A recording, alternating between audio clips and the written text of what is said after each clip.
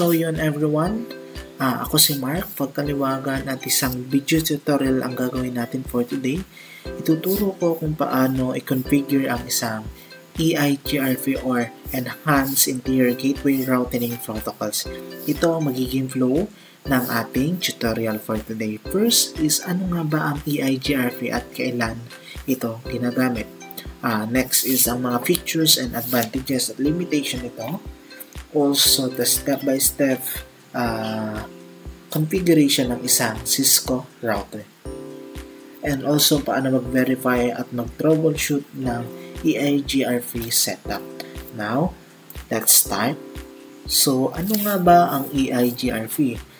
Ang isang Advanced Distance Vector Routing Protocol na dinevelop ni Cisco. Hybrid ito. Ibig sabihin pinagsama-sama nito ang features ng Distance Vector at Link State Protocol. Bakit mahalaga si EIGRP? Scalability, ideal para sa medium to large network.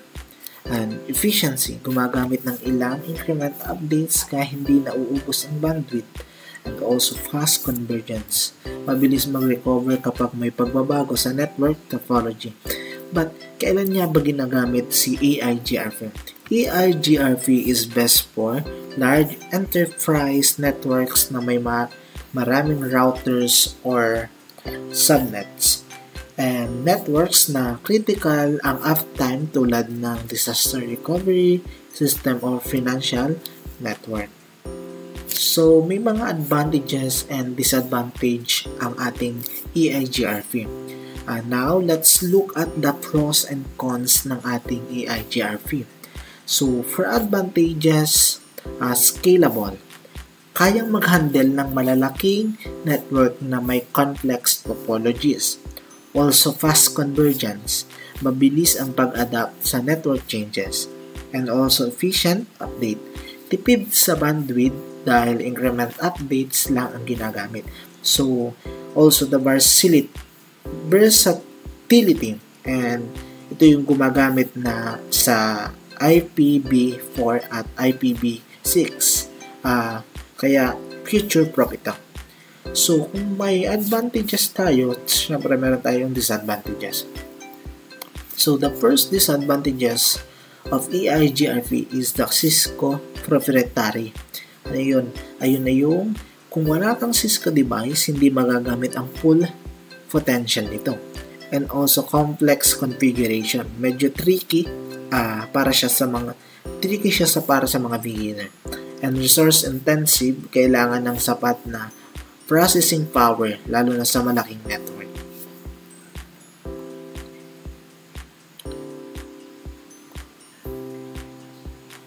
Mga key features ng EIGRP, pag-usapan naman natin yung unique features ng EIGRP. Dual algorithm, ginagamit ang confusing updates algorithm para siguraduhin na loop-free ang routes at mabilis ang pag-compute nito. Para itong automatic na safety net na a-adjust kapag may problema sa isang network. Fast convergence. Kung may link na mag-fail, mabilis na nagre-recreate ng bagong ruta. And classless protocol. Sinusuportahan nito ang VLSM, the Variable Length Subnet Mask, and CIDR, classless inter-domain routing, para mas flexible ang subnetting. And also the composite matrix. By default, gumagamit ng bandwidth at delay para mag-decide ng best route, pero pwede rin i-customize gamit ng reliability, load, at MTU. And efficient updates. Instead na magpadala ng buong routing table, nagsasend lang ito ng updates kapag may changes. Mas mabilis at tipid sa bandwidth.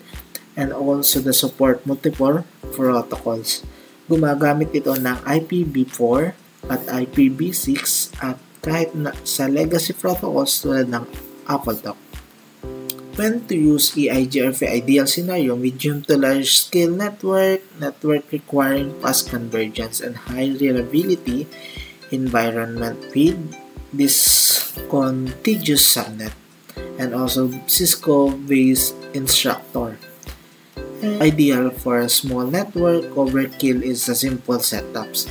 Networks with a mix of Cisco and non-Cisco. So thank you for your attention. Let's go to the configuration in Packet Tracer. So yun, ngayon ipakikita naman natin kung paano i-configure ang EIGRP routing protocol sa isang network na may dalawang routers, dalawang switches, dalawang PC. Step by step natin gagawin ang configuration mula sa physical connection hanggang sa testing ng connectivity. So ngayon mag-assign muna tayo ng routers.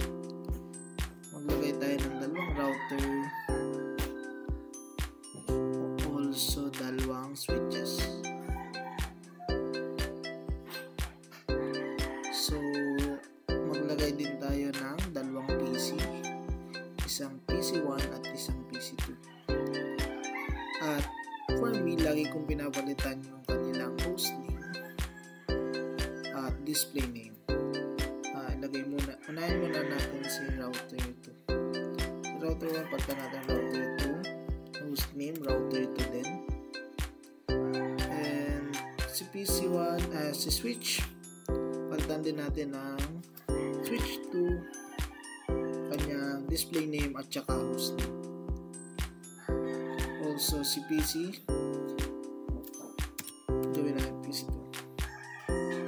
Also si router 1, ayusin din natin yung kanyang host name at saka display name.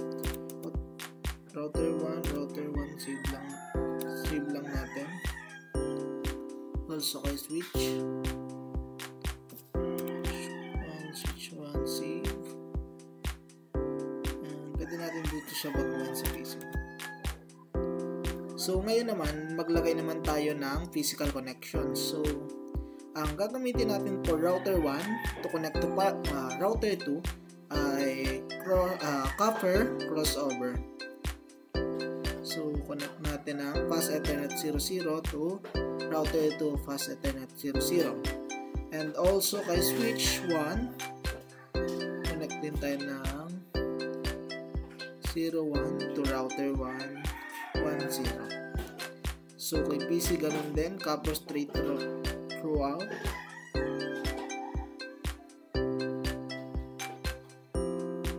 At si PC1, connect din natin kay switch na fast ethernet 11. So kung ano yung ginawa natin dito kay router 1, gawin din natin kay router 2. So kuha lang ulit tayo ng copper straight, connect ulit sa fast ethernet 10 to switch fast ethernet 01. Also PC2, fast ethernet 0 to fast ethernet 11. Dito IP address niya ay si fast ethernet 00, ang magiging IP address niya ay 192.168.12.1/24. Also si fast ethernet 01 IP address, lagay lang natin sa labas para mas madali natin mahanap kung ano yung kanilang IP address.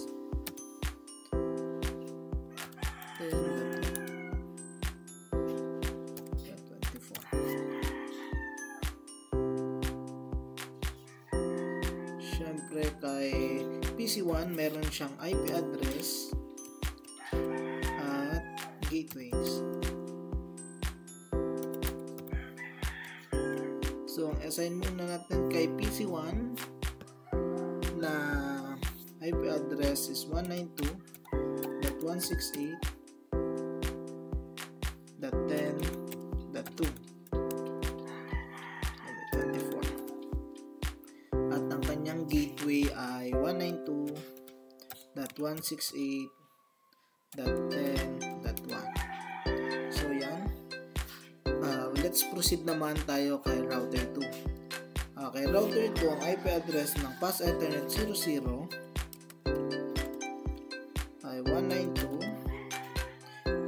168.20.2.24. And also kay Pass Ethernet is 10 ay 168.168.20.2.24.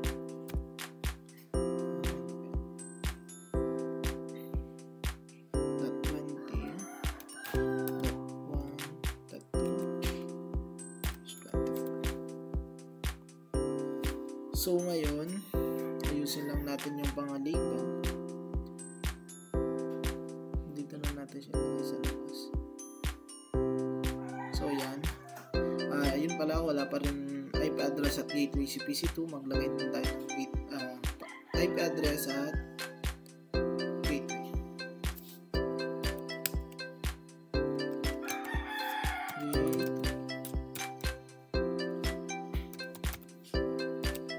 So, ang i-assign naman nating IP address kay PC2 ay 192.168.20.2.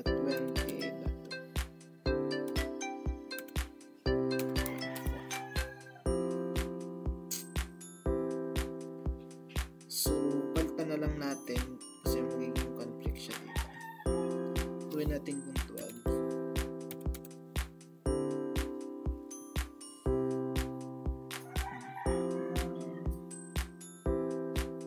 So, ito yung gawin natin 20. Kailangan mas maganda rin yung gagamitin nyo na mga IP address, yung kayo mismo yung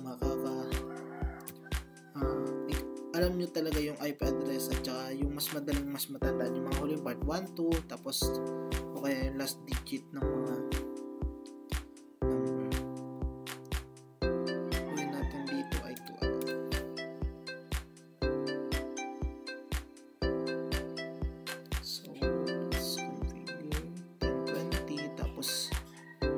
dito ay 1020 din. Yan.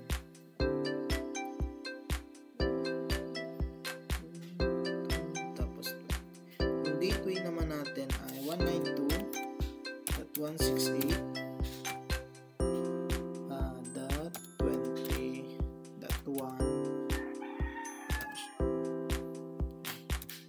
Ito yung gateway natin. So, ngayon mag-a-assign naman tayo ng ang gagamitin na natin ay i-click lang natin yung router tapos mapupunta tayo sa config. Punta tayo sa interface, hanapin yung Pass Ethernet 00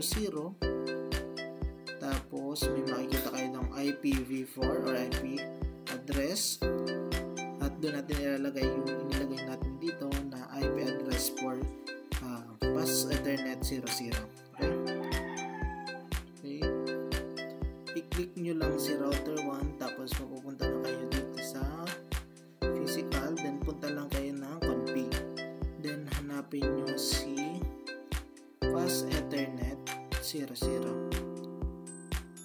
Tapos ilagay natin yung IP address nya 192.168.12.1. So, enter nyo lang, automatic na magkakaroon na siya ng subnet mask. Tapos, huwag natin kalilimutang i-port status on. And then, dito naman kay Pass Ethernet 10, ilagay na din natin yung kanyang IP address. 192.168.10.1.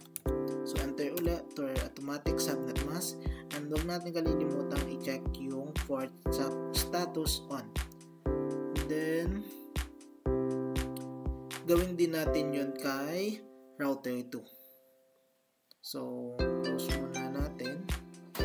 Then, click natin si router 2. Pagka-click kay router 2, so, punta ulit tayo ng config.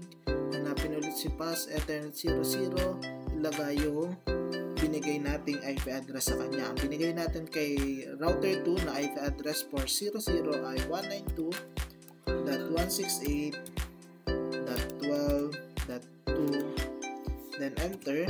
Automatic subnet mask ulit, huwag kalimutan yung port status on, and then pass ethernet 10 naman tayo, ilagay yung IP address ulit. Ang IP address niya ay 192.168.10.1. Enter. Automatic subnet mask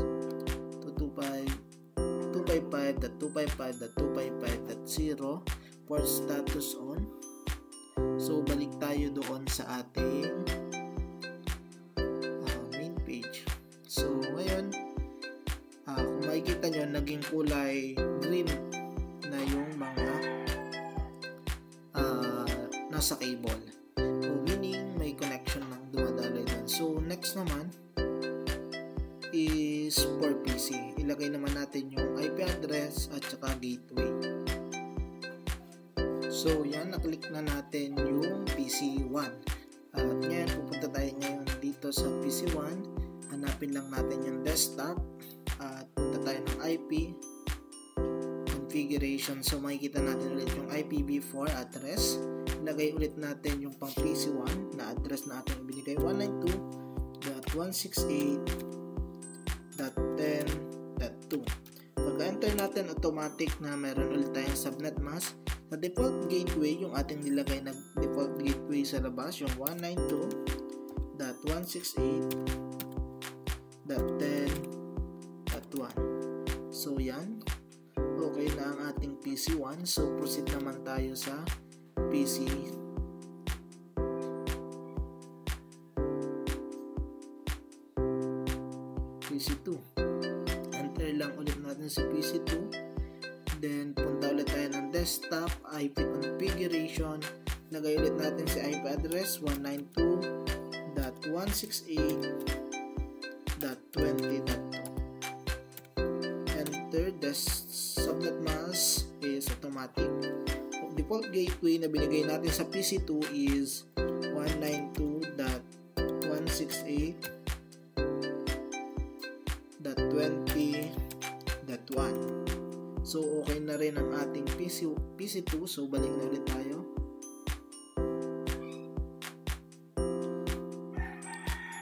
Okay, kung makikita nyo, halos lahat sila meron ng connection dahil nag-green na. So ngayon naman, i-enable naman natin ng EIGRP sa parehong routers. So sa router 1, i-open ulit natin si router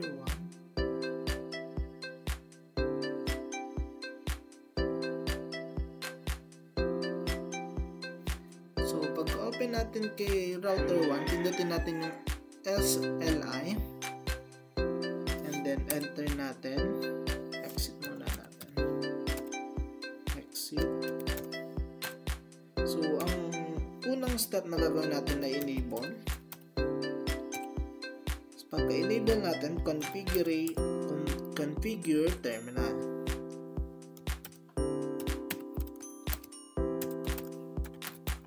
Pagka-configure ng terminal, makikita nyo nagka-config. So ilagay natin ang router EIGRP number 1 AS number. Enter. So yun, naging config router na siya. Mag-add tayo ng network. 192.168.10.0 space 0.0.0.255. So enter natin, network ulit 192.168.12.0 space 0.0.0.255. Then enter ulit. No, ito naman ay optional lang yun, no auto summary, pero nilagay ko na rin.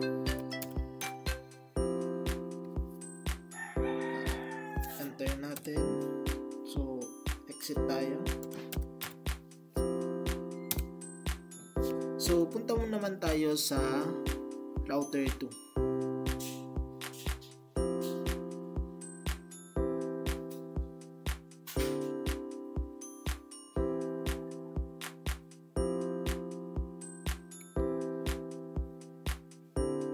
Sa ating router 2, punta din tayo ng CLI. Same procedure lang din. Exit muna natin. So, enable lang. Enable. So, wait lang natin. Nagkamali tayo ng type.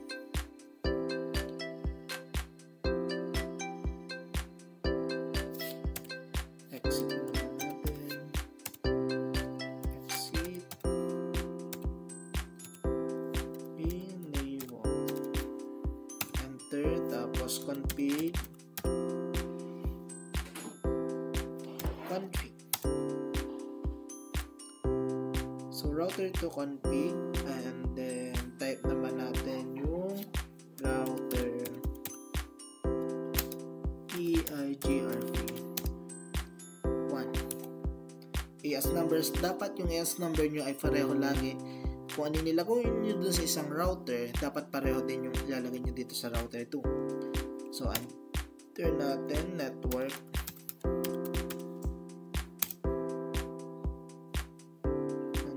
Wait.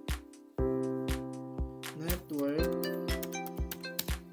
192.168.20.0 space 0.0.0.255. Enter ulit. Network ulit. Add ulit natin yung network. 192.168.12.0 space 0.0.0.255.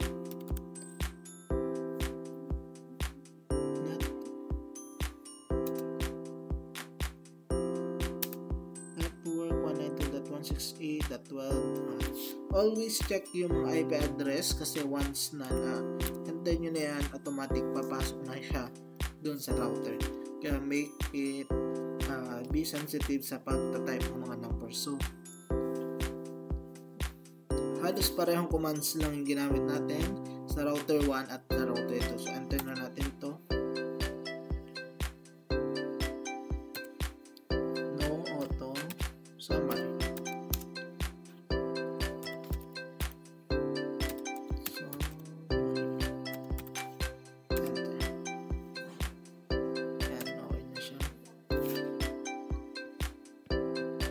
So, tandaan, dahil pareho automatic autonomous system o yung ES na number na sinasabi ko kanina para mag-neighbor sila.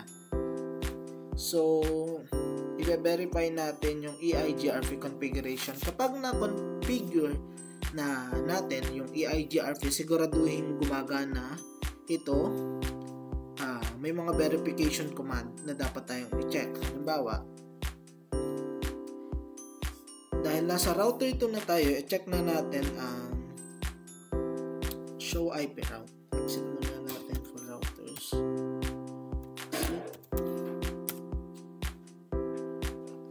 Exit route.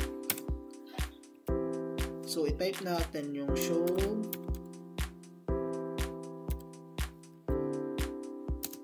IP route. Then, enter natin. Kung makikita nyo, yung gateway of last resort is not set. Also, yung it is direct connected fast Ethernet 0. Makikita nyo mga nakalagay dito yung route. Sunod natin in show is show IP EIGRV.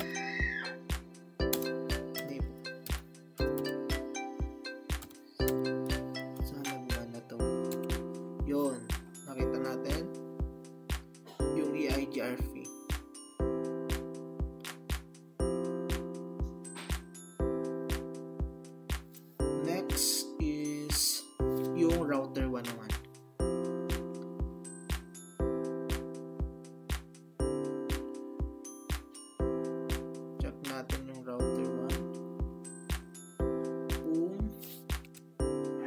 exit muna natin. Make sure na nasa router tayo bago tayo. Type natin muna yung show IP route. Enter lang natin. Yan. Lumabas din yung kanyang. Enter nyo lang if pag ibababa nyo. Minsan kasi natatabunan yung iba. Tapos show IV EIGRV. Neighbor.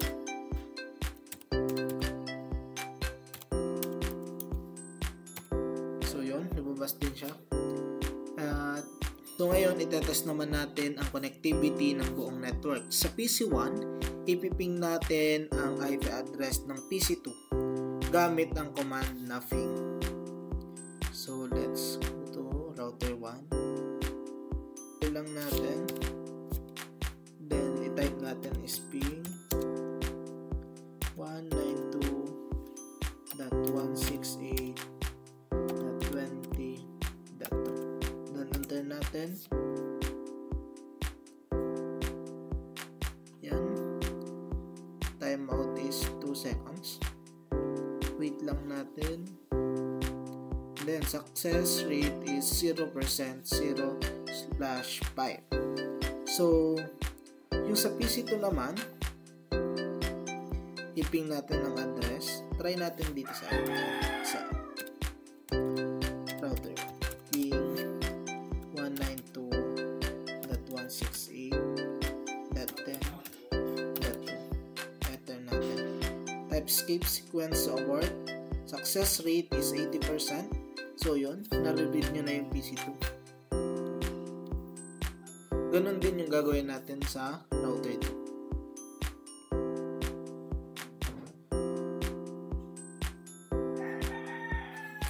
So, ping din natin si PC1. Ping 192.168.20.2. Enter. Type escape sequence to abort. Antay lang natin ng 2 seconds.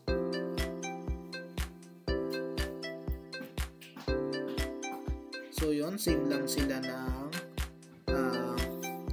output ni router 1. So yung iping din natin yung PC niya.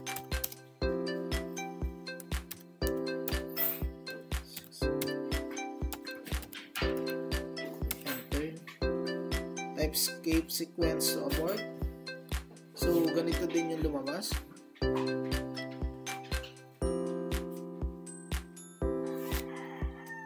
So yan. Pareho lang sila ni router. So yun guys, kung successful ang mga pings, ibig sabihin ay gumagana ang ating EIGRV at maayos na na-configure ang ating network. At dyan natatapos ang ating tutorial ngayon na tutunan nyo kung paano i-configure ng isang network na may 2 routers, 2 switches at 2 PC. Kung may tanong kayo, huwag hinahiyang magtanong. Maraming salamat sa panonood at hanggang sa susunod na tutorial.